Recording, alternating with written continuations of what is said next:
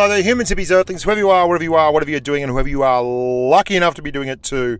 Wow, this one's been a long time coming. This is the Ferdinand, the Bamz Ferdinand. It is a really fun little tank. It's a tank that's been, like many of the TDs, affected tremendously by the drift towards very, very fast mobile tanks. But for all that, it has a lot of really solid and good quality components to its character that can really add up to a tank that's quite formidable on the battlefield and can bring the pain and drop the hammer. Now, this is, as always, a patron-sponsored post. We've got the Patron Tourney tournament coming up. We're going to be televising the finals of that very, very soon. That's going to be kicking off in the next week. And we have voice chat, private videos, all kinds of things going on for the patrons. So if you'd ever consider sponsoring the channel, that would be grand. Now, I did the Jagdpanther recently, the Jagdpanther 2, and it's a fantastic tank. I think it's the better of the two tanks when it comes to a choice between the Ferdi and the Jag. But for all that, the Ferdinand can certainly hold its own at Tier 8. It's got a lovely 128mm Pak 44 L55 gun, which pumps out 5.39 rounds a minute at 460 alpha. Now, that's not super amazing in terms of damage per minute, right around the 2400 mark. What it does have, though, is typically German gun qualities, i.e. very, very good penetration and quite good accuracy. The aim time at 2.5 is mediocre. It's not fantastic at all. It's in the middle of the pack, but the pen numbers, 246mm of pen on your AP, 311 on your APCR are excellent. And the fact that you have APCR really does help you out when you are dealing with tanks with spaced armor and such. You can go for big pen numbers on higher tier tanks, which is fantastic. Like many tanks, the Ferdi suffers from a lack of mobility. It only has a very paltry 21 degrees of traverse on its tracks, and in fact, it's a very, very tough tank to grind from stock, because when you first pick it up, you have to grind through a bunch of engines, a bunch of tracks, and it's really, really monolithically slow and vulnerable to attack by much stronger tanks. The armor profile is excellent for a TD at Tier 8, and with 1-to-1 matchmaking, it's really helped the Ferdinand out. You've got two flat panels either side of your gun, and those panels, you can angle them after a shot to get them up to about 214, 215mm of pen, which for a Tier 8 tank is pretty solid. You can side scrape in the Ferdi, and something that's not noted often is that the gun traverse on the Ferdinand is much better than the Jagdpanther 2. i.e. you can get shots with this without moving your tracks and losing your camouflage or binoculars if you're using those. Now, I ran vents, rammer, and I believe it was a gun lane drive, simply because I wanted to maximize the gun handling on the tank, and I wasn't too worried about anything else. And you can see here, the gun does just fine and dandy. The big issue with the Ferdi is going to be your traverse. The gun's brilliant. The armor profile is quite good. Everything like that's fine. Your gun traverse, you've got 8 degrees of gun depression. You've really got to plan with the Ferdi, though. What you have to do with it is set it up, because it's so slow, you're generally going to be the guy at the back. It's 30 kilometers an hour as a speed limit, but it doesn't get there particularly quickly, and it's nearly 70 tons. So with an 840 horsepower engine, you're not exactly burning around like one Fangio.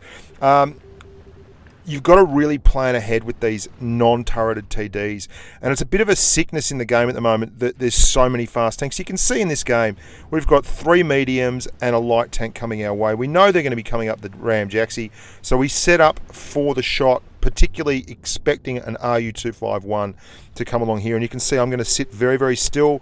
I'm going to let my camo set just in case he's racing along, and I don't want him to see me, and I don't want him to pull out before he gets there. And I'm just being patient, waiting. And this is the key with these non-turreted TDs. You'll also see I've got a rock next to me, so if someone tries to COD me, they can't go behind me and actually smash me. And here comes my RU-251 switching back to the HE. That's why I had the ammo loadout open, and we punish him all very successfully. This is an absolute epidemic in the game, the amount of fast moving tanks, and it's really affected tanks with low mobility, because it's a double-edged sword. Your team has a lot more tanks that move quickly, as does the enemy, and generally what that means is you don't have a lot of tanks around you. You can see I'm very isolated here, and my tanks are pushing forward, their tanks are pushing forward. You often end up in a situation where there are no tanks around you and you're isolated and you're on your own, and that's probably the biggest negative of the Ferdinand. It's got a brilliant gun, it can pump out damage. 460 is a very, very healthy dose of alpha, and it's a very good blend. You've got great gun traverse, great gun depression. But you're going to see here there's a T54 lightweight coming, and I'm ready for him. But still, even then, even though I start pushing into the hill and traversing before he gets past me, you can see 21 degrees of traverse is absolutely nothing. And I had people telling me that the recent Churchill review was very unfair and that I didn't know what I was doing and it was junk, but this is 21 degrees of traverse. The Churchill 1 has 17 degrees of traverse. You're meat for wolves. If someone finds you on your own, this is what's going to happen. You can see there's two tanks here. I just cannot for the life of me put a shot on them. It doesn't matter how low that Type 62 is in terms of health points. I would never be able to hit him anyway. You can see in the T43, I just can't get shots. Very, very easy for them to stay away from my gun. And if I can't put shots on them, I'm combat ineffective and I'm pointless. And if you're at the back of the team, because the team has pushed forward again, you can see there's only one heavy on my team. Everyone else has pushed forward and I am just stuck. And all I can really do is turn the big boat around and try and put a couple of shots into whoever comes in front of me. I'm going to side scrape off here, but the Type 59 is from he's a DH clan member, so he knows what he's doing. We ended up winning this game. I mean, I did a good job. I put in about 2k damage as they were coming up the back, but you're very much left without options. And that's not the case when you're in a light and a medium tank. And I'm not bemoaning that, because it is what it is. This is the kind of tank you drive, and some people love driving this tank, but you've got to post it. And by post, I mean you angle off an object, you keep objects nearby, like rocks and buildings like this, so that you're much harder to COD. You can see there's a tree in front of me. I'm using soft cover. And all these things have to happen. If you get a choice when you're prioritizing in a ferdi, kill the mediums and the lights first. They are absolute must kills, because the IS-6 you can see there isn't going to be a big problem for me. He's not going to be able to go around me. And you see the angle I immediately put on this tank. But even knowing this 54 is coming, look how slow she moves. She's a big, beautiful beast, but my God, I mean, just absolutely abysmal. There's nothing you can do about it either, and I'm just making sure my butt is close to that wall, and all you can really do is just sit back and take it. And I'm lucky here, I've got a platoon mate, the big farting bear is with me. Without him, I would have been dead there in no uncertain terms. And I'm running this sequence to show you just how thorough you've got to be and how thoughtful you've got to be in your gameplay. You've got to set up these things, because if you don't, you'll end up getting caught in the open and you're just dead. You are just grist for the mill. They will grind you under so easily. And there's a T44 over here who's going to push up, and the bear's going to get taken down. He will get rid of that RU-251 though. And I've got to get this 44 before he gets past me, because if I don't, I'm dead. And I only just get him, and it's actually thanks to that 8 degrees of gun depression that I actually managed to pick him up. Now, I'll show you one last game in the ferdi, and it's one of the reasons why I also love the Jagdpanther as a TD. I'm going to show you something, and there's a reason why non-turreted TDs that aren't agile like the Jagdpanther 2 are really struggling at the moment in game. You can see here I'm in an FV215B183. Now the Death Star is not super mobile, but it's got really nice traverse numbers, and it's got a semblance of a turret. And you can see I'm going to pre-turn to this guy, and I'm going to keep him in front of me, and he's in a Leopard 1, and he's quite quick, and I can just keep the tank turning around in front of him, and that saves me, absolutely saves me. I'm pre-turning, quick enough to traverse, I hit him on the way in.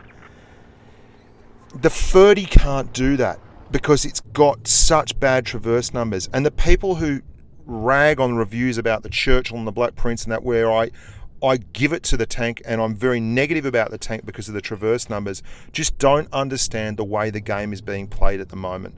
Good players will take advantage of people in really fat, slow tanks like the ferdi time and time again, and it's why if you are prioritizing on the battlefield with this tank, you will do a lot better. Always try and hit the tanks that are really quick first, and anything that can COD you has to be killed, and there is an awful lot of stuff that can be killed that can COD you, so you've really got to watch out. Now, this is a game of mines. There's a very, very good player, Ttb, who you probably heard me commentating in the Twister Cup stream. He played himself to a standstill, had a really, really good game in the Twister Cup final for the ID clan, and he is playing in a Type 59 for those guys and does very well. And you can see we're in strife. They're pushed around the new map on mines. They're all around on the left-hand side here, and we don't have a whole lot of cover going on. The rest of the team is pushed to the right, and they've gone left, and they've done it en masse, which is really smart play. I've pulled back and moved back into the spawn. I was covering the right flank, and I've moved back into the spawn, and the gun sings on this tank. You can see every time you get an opportunity with it, it's well worth the value for money. Like, it just gives good value for money. But I have to rely on other people spotting. Now, there's an E75 here on my left, who I'm leveraging off to get good damage shots in. There's that RU251. He is my prime target, and we get him. And I was really, really keen to get rid of him because obviously being a very, very quick tank with very good camouflage means he can move around and get behind me very easily and give me all kinds of trouble. Now, moving up again, there's the IS6. We put a shot into him. Very nice. Great pen numbers. I mean, anytime you've got 246mm of pen on your AP, you're going to give everything in your tier a touch-up. Pen is not the problem with this tank whatsoever, but there's still a lot of tanks out there in front of me. In fact, we're a tank down and things aren't looking particularly good. I am very keen to get stuck into both the PTA and the Type 59 up there, but unfortunately for me, to get shots on them, I've got to turn right. Now, the sides on this are only 80mm, so you've got to be very, very careful with that, but a good gun straight into that Jagdpanther 2. He wasn't expecting it. We're using the camo that we're getting from those bushes there. We're using the silhouettes and getting far enough back from there that we can put shots off and actually not receive fire in return. Ttb takes out another of our teammates, and things look even grimmer now. It's 2 on 5. The Super Pershing, he's going to use his gun depression and his very troll turret. And I don't want to waste a shot there. This IS6 is coming down. I've got to get one into him. We're going to angle, get a shot into him, get the bounce. I'm going to ignore him because the big bear is behind me and he takes him out. But I'm in strife. Obviously 2 on 4, looking for a shot on the top, but I'm really worried about this Jagdpanther 2. He's got excellent penetration values. He's got a lot of DPM. It's not that the Super Pershing doesn't, and he's firing plenty of gold because he needs to get through there. It's just the Jagdpanther is more important to take out. And there we go. We get him. I mean, it's 1 on 3 now, and one of them's a Super Unicum. It's always going to be tough. But you can see how the gun performs and how you've got to set it up. And this is the key, guys. With any of these tanks, I'm doing a review on the Churchill gun carrier at the moment as well. I'm just doing some games in that, building one up gradually. As soon as you're tracked, you get more than one target on you, you're dead. You can't present that strong armor profile. So you really do need to learn to angle the tank correctly, but also to set the tank up correctly. Now, isn't this great? The new Valiant effort, 5,255 damage there for the ferdi in a losing effort. The rest of the team kind of got outclassed. Very easy to do considering there were some very good players on the other side. No real shame there. And I did leverage a lot of those hit points from basically using their spotting damage. And that's what you've got to do in this tank. It's a sniper. I'd love to say it's an assault gun, but with this kind of mobility, it's very rare that you're going to get the opportunity to move forward. You're very large, your profile. There's a big target on the back, and you've got to be careful of that. So all in all, I'd probably give it a 7.5 out of 10. It can be electric, but the grind on up to the end is not nice at all. The stock grind in the ferdi is brutal. It's not that the guns don't work, they do. It's that the engines and the tracks are necessary for it to be at all competitive. So if you've got a little bit of free XP hanging around and you want to go up the German line, you want to get up the Jagdpanzer 100, or you want to swap over, because the Ferdinand is now the swapping point, that might be a good idea. I'd free XP the engines and the tracks ASAP, because you can live with the gun, but you cannot live with the very, very poor mobility that the tank brings. And you're going to hear me harping on about this in a lot of reviews, because I love these tanks, I love the good guns, but if you don't have the ability to put fire on anyone, what the hell? You may as well be firing marshmallows. There is not much you can do at all if you can't see the enemy with the front of the gun. And until Wargaming introduce a new heavy line or something, or a couple of new heavy lines, which I hope they do soon, you're going to struggle in game, because there's going to be more and more of these mediums and light tanks, and play them. They're fun. I mean, they're fun to play, those tanks, and there's a reason why people play them, because Blitz is about lightning quick gameplay. It's not about long, extended, drawn-out matchups. The World of Tanks PC client will do that for you. You can play all kinds of tanks there on much, much bigger maps with much bigger teams and a greater scope. But you don't get the electric, fast-paced gameplay you get on Blitz, the super quick brawls and contact, where everything is forced and there's no long standoff engagements. And that's as it should be. So these tanks are in a minority in the game at the moment. You can still get enjoyment from them, and when they work sublimely. However, if you don't prepare the way you go on the map, if you don't look at the team lists, if you just play it like a noob and drive straight at the enemy, you are going to get 100% wrecked, 100% frustrated, and really have a hard time with the game. It's got a good gun, it's got a good gun depression, it's got good frontal armor, apart from the weak spots either side above the drive wheels. You've got to try and keep it side scraping, keep that lower glacis hidden, and you should be fine and dandy. Heat and Pramo will pen the front of this tank, so make sure you're side scraping as much as possible, or you're behind cover, and you always angle after a shot when your camo drops. That way you'll bounce a lot more, and the gun has such good traverse that you can quite often pre-angle the gun and shoot and still hit your target and bounce the incoming shot if they're ready for you. Yeah, solid tank, good fun. Wouldn't be one that I'm desperate to keep. I'd keep the Jagdpanther over this every day of the week. Mobility's king, mobility king, mobility king. Love your work, humans. As always, consider sponsoring the channel. We've got a lot of stuff going on. There's voice chat. There's 150 humans in the chat channel on Telegram. We've got a comp coming up. We've got private videos. There's lots and lots of stuff. So looking forward to New York too. I leave for New York on the 14th. Can't wait to get there. I'm going to do a bit of video blogging. Hopefully interview some of the guys from Wargaming, interview some of the competitors, just see how it all goes. I'm Bushka on Blitz. Look after your families and stay safe on the battlefield.